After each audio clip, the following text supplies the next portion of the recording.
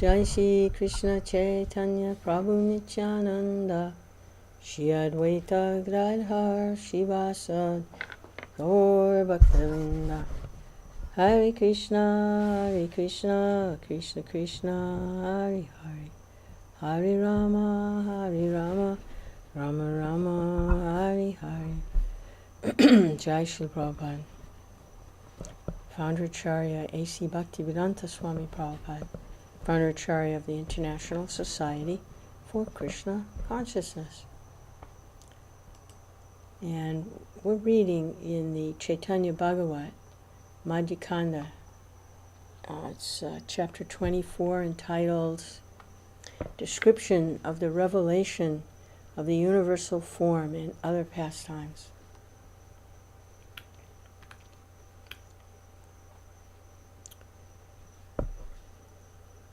Glory, glory, glory to the fair lion that is saintly Lord Chaitanya.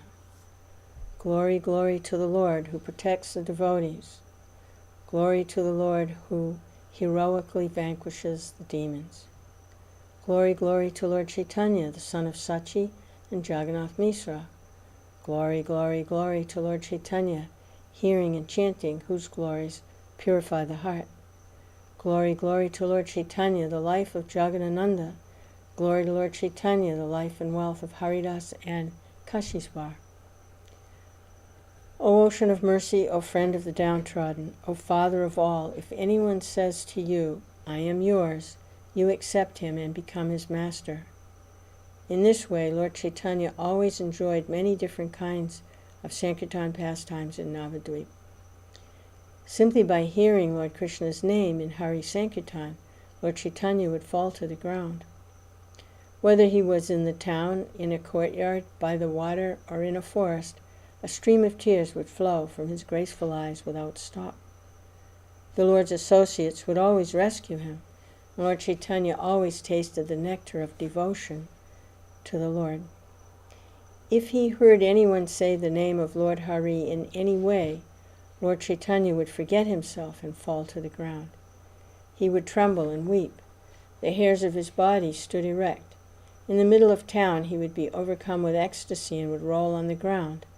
The people of Nadia regularly saw the Lord's ecstasies even Brahma and the demigods would think themselves fortunate to see.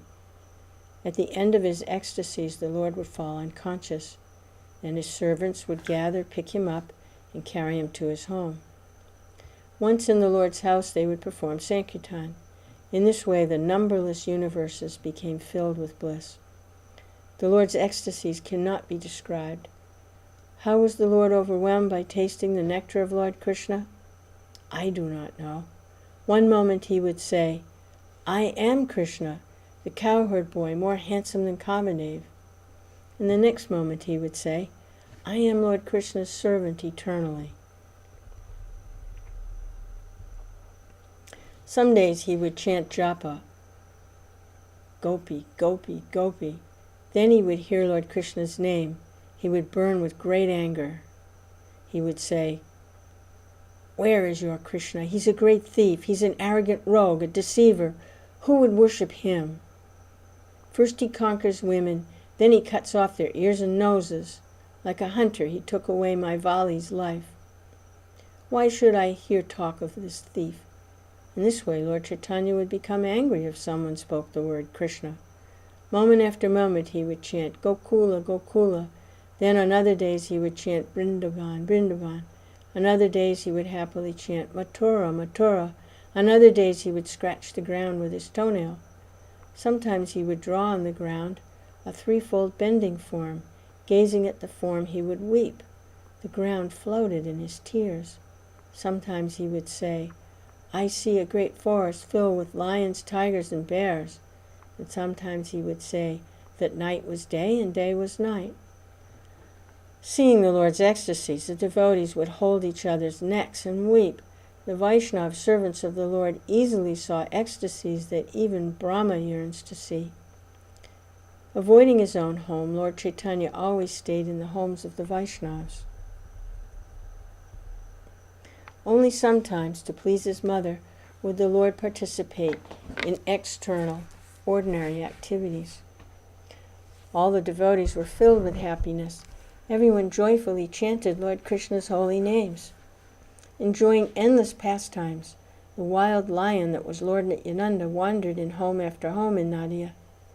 Taking Advaita with them, Nityananda and Gadadhar always stayed with Lord Chaitanya.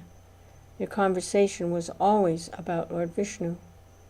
One day, as with great love everyone sang a kirtan, Advaita danced in the mood of a gopi. Distraught, and a blade of grass between his teeth, he danced again and again. Tasting the nectar of ecstatic love, Advaita rolled on the ground. In the 4 directions around him, the devotees sang with great joy. For 6 hours he danced without stop.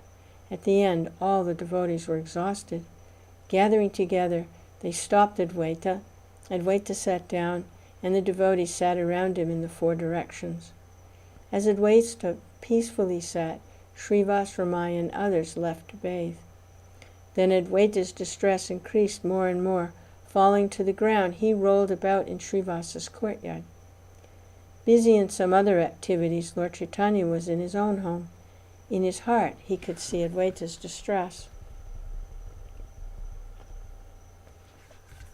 The eternally blissful Lord, who pacifies his devotees' distress, went to where Advaita was rolling on the ground.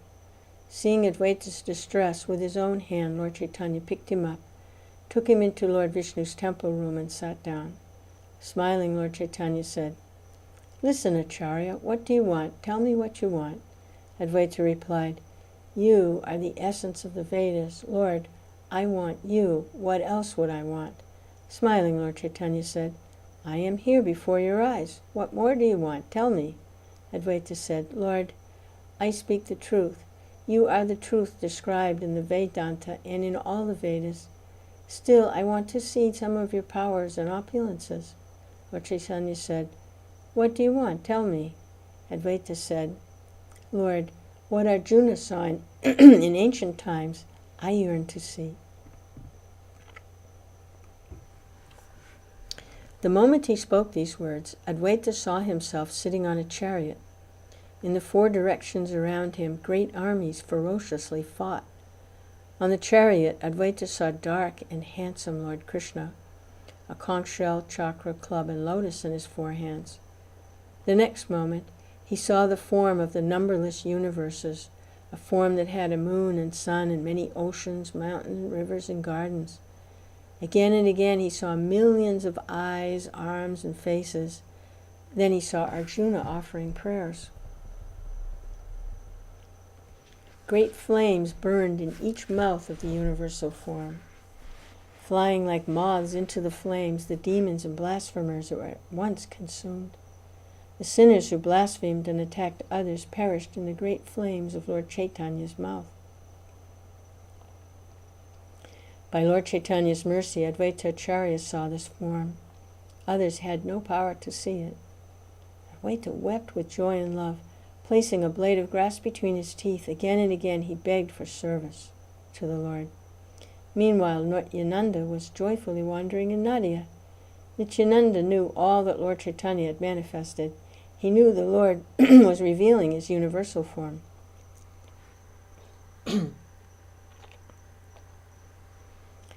Lord Nityananda hurried there.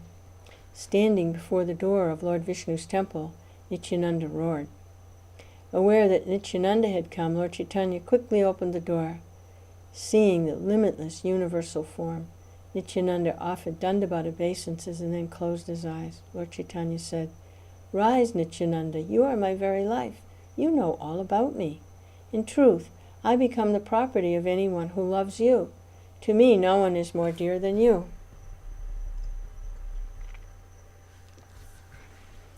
Anyone who thinks that you and Advaita are different persons does not know that you are both my incarnations.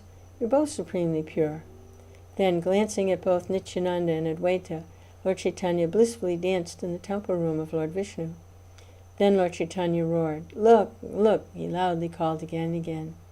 Saying, "Lord, Lord," Nityananda and Advaita offered prayers. Gazing at the universal form, their hearts became filled with bliss.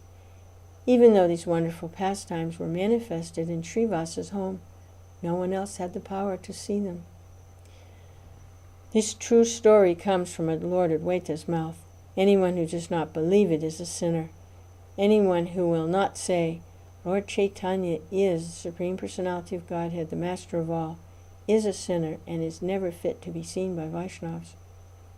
Lord Chaitanya is the Master of my Master. This I firmly believe in my heart. Lord Chaitanya manifested his pastimes in Navadvip. Still, none but the devotees could understand them. Devotional service is the greatest treasure. Devotional service, devotional service. Devotion is seen when one weeps on remembering Lord Krishna's holy name. He who weeps when he chants Krishna truly chants Lord Krishna's name. It's not by the power of great wealth or noble family one is able to chant Krishna in truth. They who hear the story of Nityananda and Advaita, seeing the Lord's universal form, will certainly attain the great treasure that is Lord Krishna. Then, in a moment, Lord Chaitanya stopped everything. Accompanied by his devotees, returned to his home. When they saw the universal form, Nityananda and Advaita were not in external consciousness. They were filled with spiritual bliss. Wild with bliss, by seeing the universal form, Nityananda and Advaita rolled on the ground everywhere in the courtyard, covering their bodies with dust. One of them danced while the other sang and clapped his hands. Intoxicated with bliss, the two powerful devotees stumbled as they walked. At first they were both blissful, but in the end they insulted each other. Advaita said, "Drunken Avaduta, who said you could come here? How did you open the door and come inside? Who says that you are a sannyasi? You have no caste, you don't eat at your own home, no one knows your family and caste. Why should a drunkard like you stay among the Vaishnavas? If you don't leave at once, it won't be good for you." Then Nityananda replied, "Oh Nara, be still, or I will show you my power with a blow from my fist. You old Brahmin, you're not afraid? I'm a wild Avaduta, I'm the Lord's brother. You've already perished, destroyed by wife, children, and home. I'm very exalted. I walk the path of the Parahamsas. If I strike you, you cannot say anything to protest. Without reason, you become very proud before me." Hearing these words, Advaita burned with anger like fire. Then, after making himself clothed only by the four directions, he spoke these insults. "You eat fish, you eat meat, you are a sannyasi? Now I take off my clothes. Now I am clothed only by four directions. Where is your mother and father? In what country is your home? Who knows? Tell me that. You come like a thief, you eat everything. Anyone who calls you a sannyasi doesn't know anything. You call yourself a sannyasi, but you eat 3 times a day. Srivas Pandit doesn't know anything about caste. From where did he get this Avaduta? This Avaduta will destroy the caste status of us all. Where did this drunken Nityananda come?" Intoxicated by tasting the nectar of ecstatic love for Lord Krishna, Nityananda and Advaita always quarreled.